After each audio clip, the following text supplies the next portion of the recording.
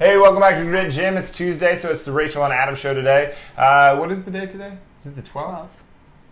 June 12th. June 12th, 2018. Today we're going to talk about a little about relationships, not just your relationship with health, but how your relationship and how our relationship benefits from the health that we do, the exercise, the nutrition, the mindset, the recovery work that we do, but also that how you can use your relationship to capitalize on those things too. Why are you smiling at me like that? Because I just got a notification that Grit Gym is on. We are on. I know. Are you mic'd up? Yeah. Okay, cool. All right, so today we're going to talk a little bit about relationships and some of well, we didn't actually go over our topic. So this is our strategy going into this the last few times is that we pick a topic and then she goes nuts on her notes. I don't get to see it. And then I go nuts on my notes. She doesn't get to see it. And then we're going to do it back and forth. But the topic is basically the expectations that movies set us up for, and they set us up for failure on a regular basis with movies like. And the way that we got into this, we were like, what about the Jerry Maguire, the "You Complete Me"? Yeah. Which is total nonsense, right? Like, and we're going to get into that here in a little bit, and why that expectation is just a setup for failure in relationships, and how it negatively affects any relationship that gets together and does the "You Complete Me." You can bet that that's going to just end in a fireball. Based off of "You Complete Me" is just not a way to look at it. Yeah. So what do you think? Like, okay, so when it comes to the "You Complete Me" thing, let's just jump into that. Is it the expectation? Is it that the expectation that it's supposed to be? Oh, it's supposed to be fireworks and a band playing in the background, and that every day is this like fairy tale thing, and then you actually get there and it's like, oh, well, I've seen you naked every day for the last 5 years. It's not the same as the first time. No, I think that it kind of goes against. That's hot. Do you like that? I think there's a little bit of a shift now that people realize that it's no longer about the other person. It starts with yourself. So I don't know if people know that though. I think that you know that. There's a shift though. You think that people are starting to wake up? Yeah. That you have to love you first in order to. I think it's kind of like a trending topic. Like you can't love yourself until you love others. But why? Sorry, you can't. Yeah, you can't love others until you love yourself. But a lot of people think that they think the selfless stuff is the way to go. That it's like, oh, if you can't, you don't know love until you've loved something more than you loved yourself, and that's the most garbage advice ever. I mean, you can't be your best self if you're not your best to yourself either. Yeah, exactly. So, like how you say, like your biggest assets are your health, or your biggest asset is your health. Your individual. You can't give to others until you can be your best self. Yeah. Or work on yourself.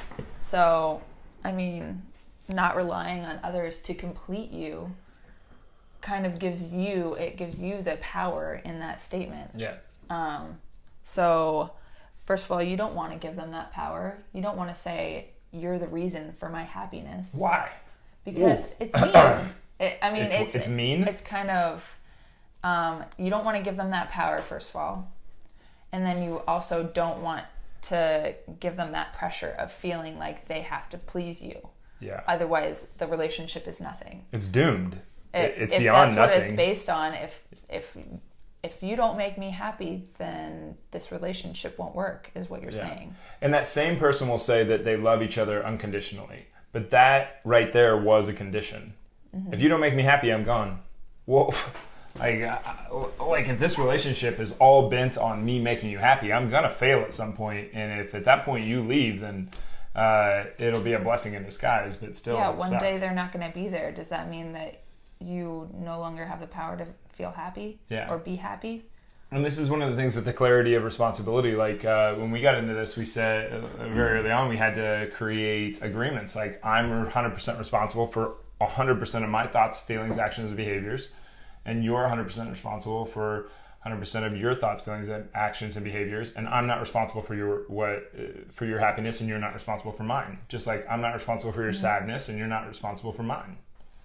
Exactly. And I think that there's also power in being independent emotionally, like being your source of happiness. Yeah. Like how every morning you wake up and you have on your journal, like, am I going to be all what's in? yours? It's this. Am I going to be all in today, or am I going to be afraid that I'm not enough today? And mine is, are you going to love yourself today? And Yeah. by that, it means unconditionally. Like, are there conditions? No, I don't make any conditions for okay, so loving myself. What if it was raining? Would you feel sad? No, I love the rain. What if someone was mean to you on the street? Someone driving by gave you the finger? Well, that I can't say that that's going to make me sad, because that would mean that was a condition of me being sad. If somebody gives me the finger, that ruins my entire thing for the entire day. I don't want somebody to walk in and be the source of my sadness. I don't want the rain to be the source of my sadness. So I set the intention first thing in the day by saying, I am going to be all in and I am going to love myself today. Mm-hmm. And nothing is going to get in the way of that. Yeah. And no matter what, like even if that guy flicked you off in traffic, even if someone came in up to you and spouted a bunch of nonsense and was really angry at you, like you don't have to take that invitation. Mm-hmm. Like if you did take that invitation to join them in their misery and yell back at them and do all that other stuff, then you would be giving your power to them. You'd be like, okay, well, I'll let you dictate how I'm going to feel. So, yeah, and also by saying you are the source of my happiness, you're basically saying you're a needy little bitch. A needy little bitch? And in return, you're probably with a person that has a need to be needed. Like, the source of their happiness is making someone else feel happy. Feel happy. Explain that again. So by saying the statement, you complete me, you are saying you are very needy. I'm not a little bitch, but like... No, you're a needy little bitch, for sure. Not saying you are really that good. person, but this is what you are making the relationship into. Yeah. To be like, I'm going to be very needy. I'm going to need you to be happy. And then in return, that person that they're attracting is like, well, I love to make you feel happy, and I'm not going to be happy until I can make you feel happy. Yeah. And then that creates a cycle of, well, what about when I'm not happy? Like, make me happy. Like, yeah. What about when I'm tired? When I've worked an entire day long and I come home and I'm just tired and I can't make you happy there, and I don't want to make you happy at the end of the day. Are you still going to sit there and be like, no, you have to make me happy. This is what you promised me. Yeah, and then you get a good hook of guilt right into your guts, and then you feel even worse. And then it's worse. And then, like, the amount of a lack of responsibility there is just insane. Like, for one, the only person that can make you feel guilty is you. The only person that can make you happy is you. So both sides erred completely. Yeah. All right. So what about so there's a responsibility. And how much of this is going to come down to just clarity? Like the you complete me. Like it's just like what is it like? I don't know if there's any clarity. I think for a lot of people, it's just kind of words. But I don't think they realize what those words mean when they say it sometimes. Sure, but that's still gonna. That's what I mean. Like with the clarity thing. Like, do you have to get clear on every single aspect of your relationship, or is it just some things can be assumed? Nothing should be assumed. I think. What were you gonna say if I didn't say that? I don't know. I was gonna disagree with you. I know. But this is one thing though. That, like a lot of people don't think that disagreements are a good thing. Disagreements are a great thing. When she disagrees with me, I get to learn her perspective. And when she disagrees, and vice versa. I don't remember which way the first time I said it. But if I get to learn more perspectives, then I increase my intelligence. Why would I not want to do that? We talked yesterday about suicide and about sharing perspectives. And I think there's massive power in sharing perspectives. And now, if she were to disagree and then get combative with me over the thing that she disagrees with, now that's an error on her part. If I do that, that's an error on my part. Yeah. And I've gone full-blown douche before, so we both have. Like, everybody makes that error. But if we don't learn from that error, then that's a big, big problem. So, and also you don't want to be the source of other people. Like, you don't want to be that person. Like, you can hear those words, but I think those are a red flag for, like, this is not what I am to you. Like if you're in a relationship and they're like, you make me so happy, it's like, but do you ever make yourself happy? Yeah, that's... Like, do you ever have an instance, like, am I the only person that brings you gratification or self-worth? Because that's kind of a sign that there's something else missing. Yeah. Especially in a relationship. I think there's certain phrases that come up that should be red flags that should cause people just to basically run away. It's the "you make me sad, you make me happy, we needed this." The word should be a huge red flag. I just said should.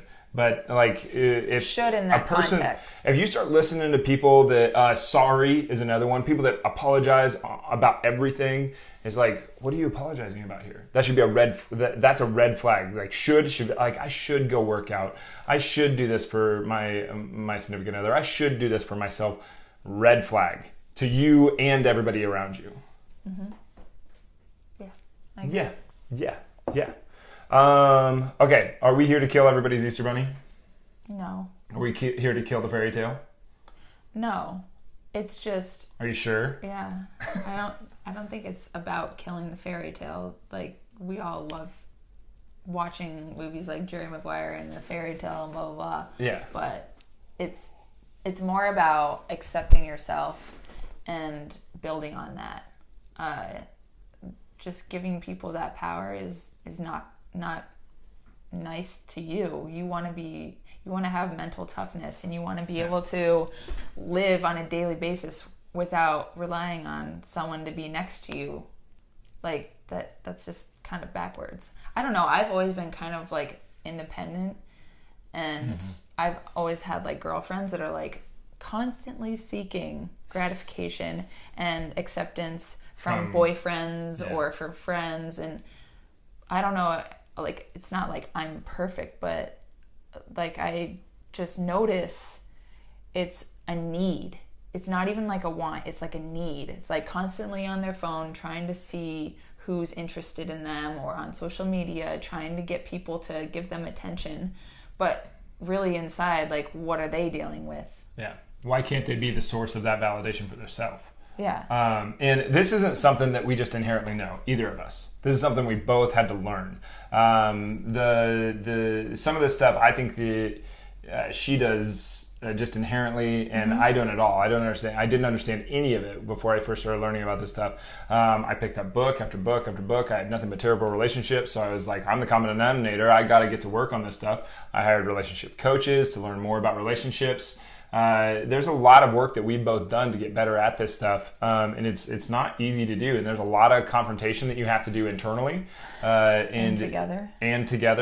But as individuals, like, I think you should do it. Like, you should go like separately. Like, if you get a relationship coach, you should not go together. I don't think, not for a very long time. I think you should go as individuals, and then maybe you come together at some point. But work on yourself. Do something that. Find a way to like invest in yourself each day. If you're like at the very beginning of this and you haven't really, you're realizing now that it's not about the other person. It's about kind of being nice to yourself, like investing in yourself, like doing the relationship coach and kind of exploring what it means to have unconditional love for yourself. Yeah. Because it's not like, oh, one day I decided I'm gonna love myself for the end of time. It's like day to day to day to day to day. Yeah.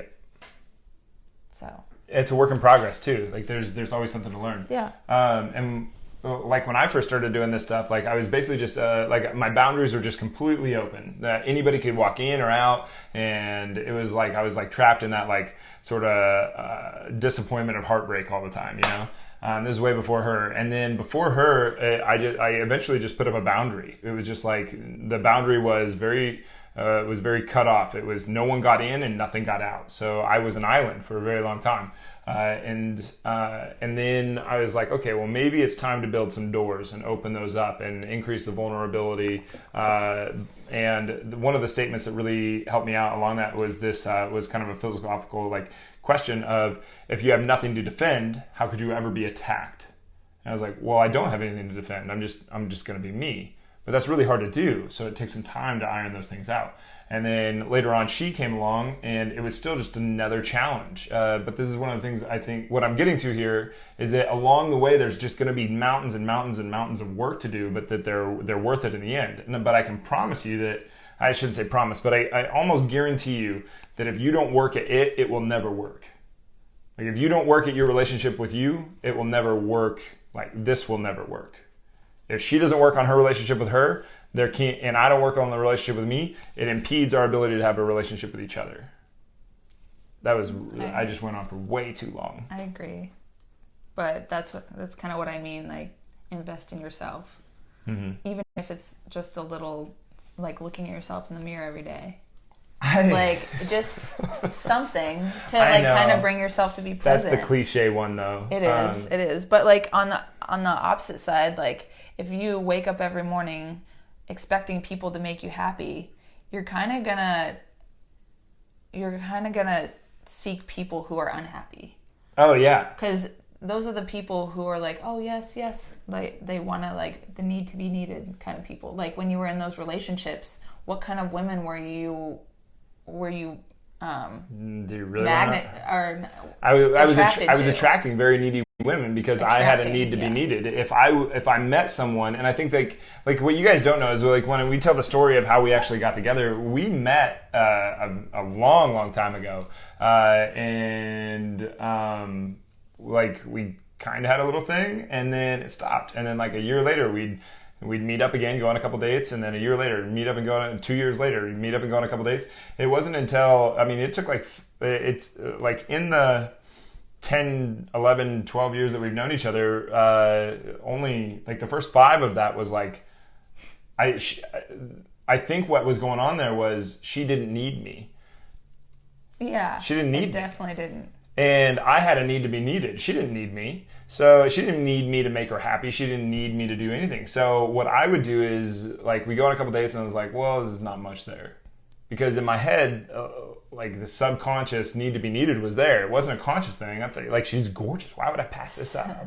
Like, seriously. But it would just kind of fizzle out. Like, I'd do things like, oh, she doesn't...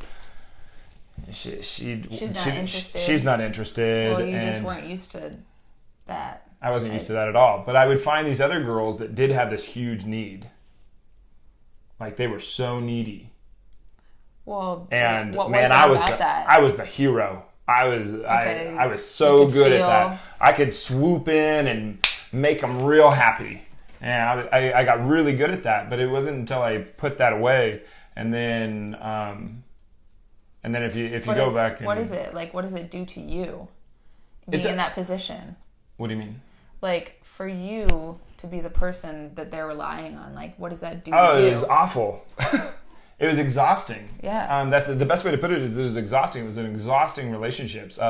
It was a constant, like I was trying to run a business, and I was trying to grow this relationship at the same time, but like everything was on me to like make them happy all the time. Like, this constant if you see this them... constant validation, this constant making them, this constant thinking things out, this constant like, oh my gosh, I can't say this because this will happen. If you were to walk into a room, or they come home at the end of the day and you see them sad, you were putting that on you. I was putting that. Yeah, I was taking responsibility for that, and it wasn't on me. That's not fair of whoever that was. But that was mean of me to try to solve that for them. Yeah.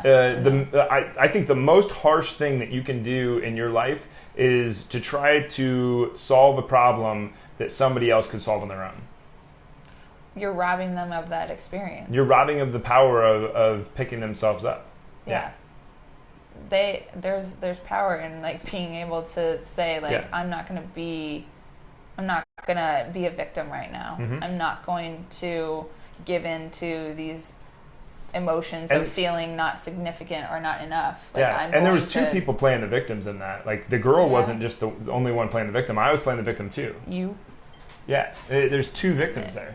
Because like if she needs me, and I come in and I solve the problem for her, then I put myself on the chopping block.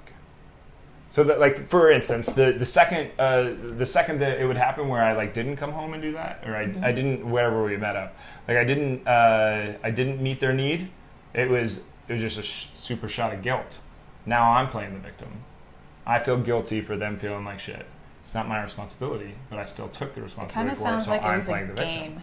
Totally is. But this is what we're trying to say here is that this is so normal Those are normal relationships. Those are normal marriages. And if you're here to be normal, you are very much in the wrong place. If you're here on the If show, yeah. watching the show, yeah. I don't know. If you're on planet Earth and you're here to be normal, I think you need to...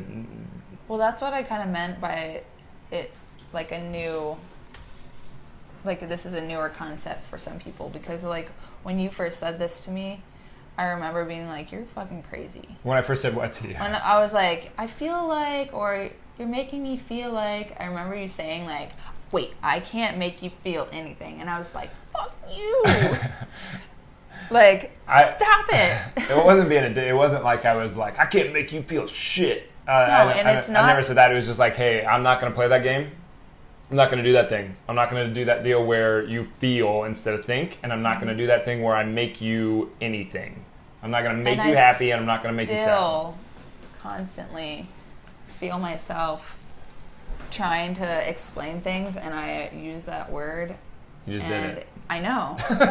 I can use feel. I know. But I just not in that context. And that's the thing too. It's okay to be happy when that person's around. Yeah. But like to rely on that and have them be your source of happiness is what is not the correct way to wrap your head around it. It's not going to foster a healthy relationship with yourself or with another person. And that's why we said at the beginning, like, if you don't love you, you will have nothing to share. Yeah. You have to love you first, and then I have to love me first, and then Rachel has to love herself first, and then maybe we can share some of that love. Maybe we can share. No. But you can't do the whole, like if I have a hole in me and she has a hole in her, and then all of a sudden we get together, we don't make a complete human. I'm not half of a human. I am human. She's not half of a human that has a void inside of her that I can fill. She has to fill that void for herself, and then we can be in a relationship together. We're on solo trips, but we're just going together. Yeah. Right? It's a solo trip. Well, there is a certain amount of, what was that analogy that one guy said? Which one? Oh, that the illusion of the railroad tracks is that as you go further down, that they get closer together, but really the ties keep you apart. So that's a thing of boundaries. Like, we have to break that boundary down so that we can come closer together. Can we go over some things that love is and is not? Okay. I wrote some of these down. You're going to quiz me? Yeah, no. No, not at all. But I am trying to speak for males. And okay. I think that you're mostly speaking for females, but yeah. So one of the things, like, love is not the opposite of hate. Thought is the opposite of hate, not love. Like, that's one of the things that there are a lot of errors out there, but I think that objective thought is what is going to get you out of hate and anger, not love. Okay. All right. Yeah.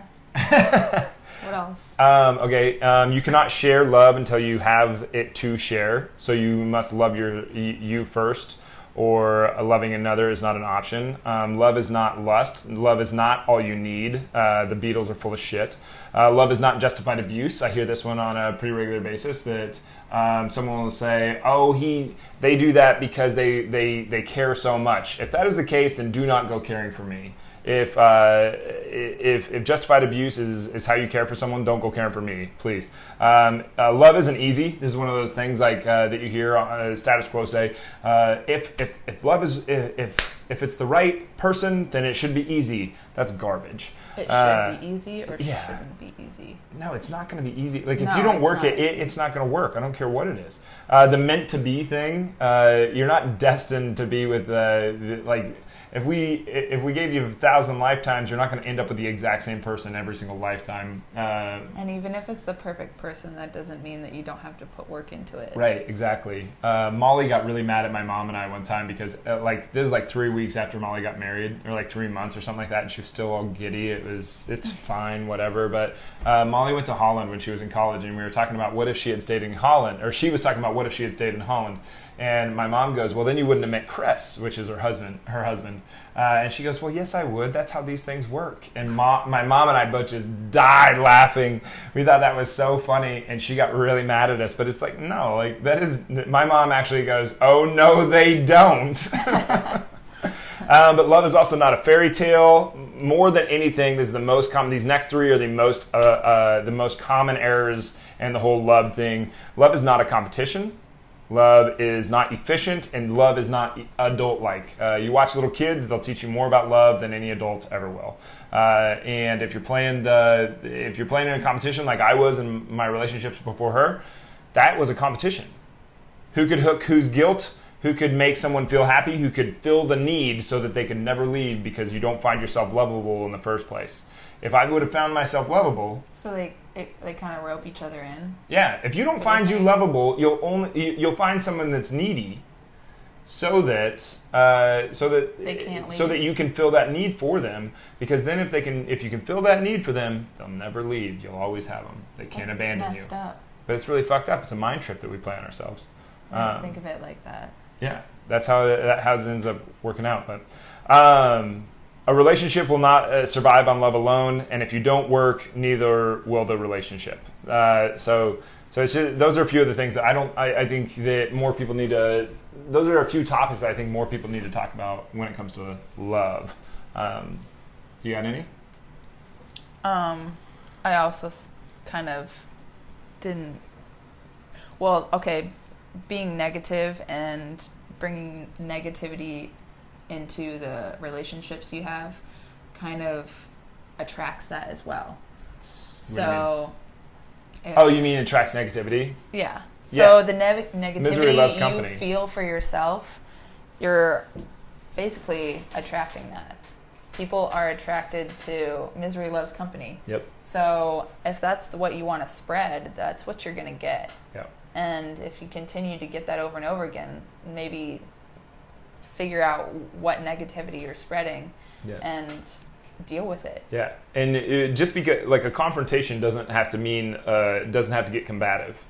It doesn't have to, like, you don't have to scream at a person to confront them. You don't have to attack them to confront them. You can say, hey, can you do better with this?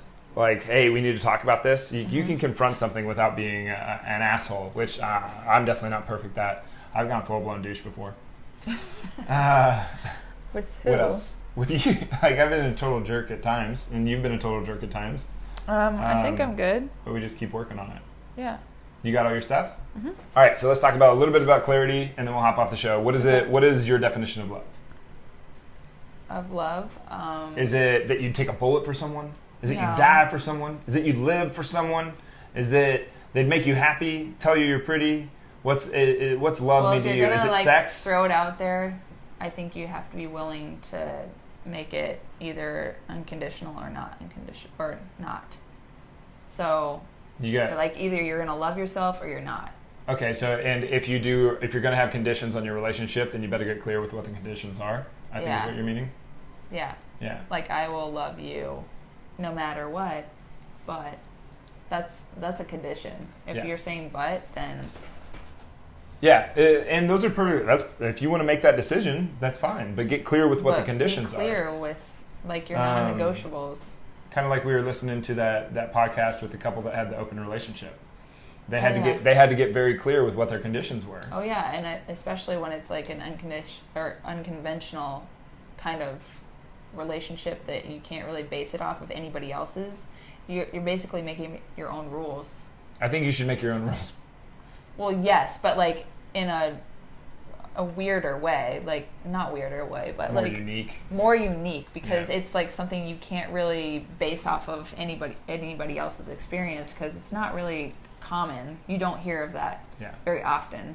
Not many people have the ability to be okay with their significant other being in a emotional and sexual relationship with somebody else. With someone else. Yeah. While they're still in an emotional sexual relationship. It's very weird.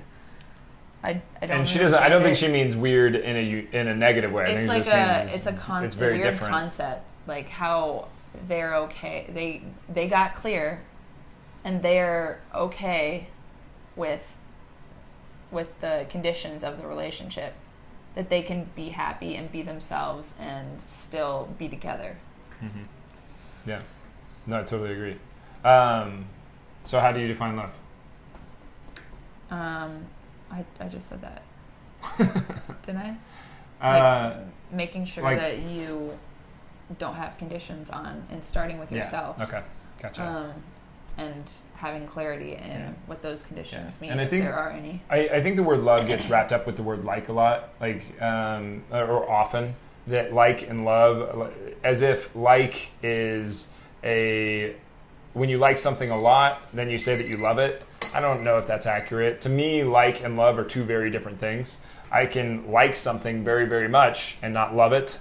So I don't love Oreos. I like Oreos. I love Rachel. There's a totally different thing there. But for me, love is a sharing of the presence that you do have. And that presence, to be present, you have to know that you're enough. So when I say that, like my love for me, it's that I'm present, and that's enough. I'm enough to do my absolute gut-wrenching best in this moment. I'm enough. And then I'm very present. I'm right here, right now. I can plan for the future. I can learn from the past, right here, right now. And then that love, this love between you and I, is a sharing of that. That's how I get clear with all of that. Yeah, we're willing to share each other's experience. Yeah, and then past that, like the only other thing that I really wanted to talk about on clarity was like the expectations for the future. I think this is one of the things that I see all the time is like someone will go through a 15-year marriage, divorce because one of them wanted to have kids and the other didn't, and they knew it, and they knew that one of them didn't want to have kids before they ever even got married.